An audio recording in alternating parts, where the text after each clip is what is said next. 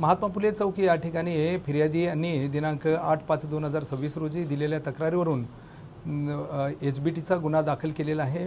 सदर गुन्ह्यामध्ये महात्मा फुले चौक पोलीस ठाण्याचे DB पथकाचे अधिकारी अंमलदार हे तपास करीत असताना तांत्रिक तपासाच्या व गोपनीय माहितीद्वारे मिळालेल्या माहितीप्रमाणे एक 19 वर्षाचा आरोपी आणि 2 विधी संघर्षित बालक आहेत। त्या तिघांना आपण ताब्यात घेतलेलं आहे। त्यांच्याकडे अधिक तपास केला असता त्यांनी गुन्ह्याची कबुली दिली। त्यांच्याकडून सदर गुन्ह्यामध्ये चोरीस गेलेली मालमत्ता जवळजवळ 18 तोळे सोनं आहे। त्याच्यामध्ये एक मंगळसूत्र, 2 गंठण आणि 3 बांगड्या असा एकूण 21,06,000 रुपये किमतीची मालमत्ता ही हस्तगत केलेली आहे। तपासामध्ये अधिक खोल जाऊन माहिती घेतली असता सदर आरोपितांनी त्यांचे वडील, एका आरोपीचे वडील आणि विधी संघर्षित बालकाचे वडील हे काम करीत असणाऱ्या त्या भागातले बंद खोलीचा माहिती ही आपल्या मुलांना देत असत आणि ते मुलं त्या ठिकाणी जाऊन घरफोडी चोरी करायचे आणि त्यांच्याकडून आतापर्यंत 4 गुन्हे आपण उघडकीस आणलेले आहेत।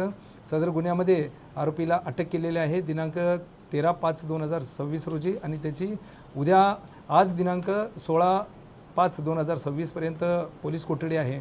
सदर गुन्ह्यामध्ये 2 विधी संघर्षित बालक यांना सुद्धा आपण ताब्यात घेऊन त्यांची बाल न्यायालयासमोर हजर केले असता त्यांना सुधारगृहामध्ये पाठवण्यात आलेले आहे।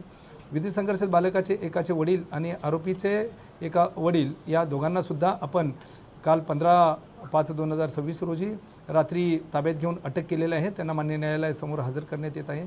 आणखी यांच्याकडून आपण तपासामध्ये गुन्हे उघडकीस येतात का आपण ते तपास करीत आहे। याच्यातून जो 19 वर्षाचा आरोपी आहे त्याच्यावर एक गुन्हा खडकपाडा पोलीस ठाणे या ठिकाणी घरफोडीचा दाखल आहे।